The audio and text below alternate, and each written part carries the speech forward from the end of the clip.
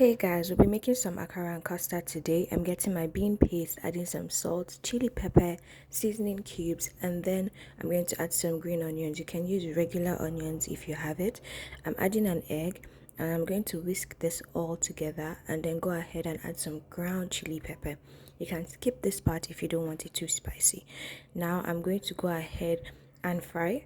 I tested it with one. You can do that to make sure your oil is hot enough. So I'm going to put in the amount of akara I'd like to fry. Depending on the size of your pan, I do 4 at a time. And then once I see that it's fried, I'm going to flip it over and then fry the other side until it's golden brown. You have to do this on medium heat so that you do not burn the akara. And that's it. You can have it alone or have it with custard. Then you set the akara aside and go ahead to make your custard. I'm getting a pan.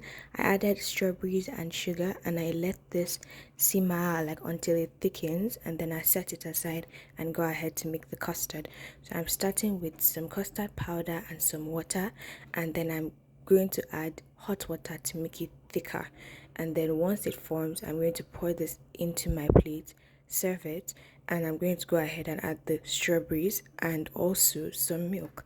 That's all it takes. You can add a little sweetener. I decided to skip it because I had already put enough sugar in the strawberries, but you can go ahead and add some more sugar or some honey, and then you can enjoy your akara and your custard.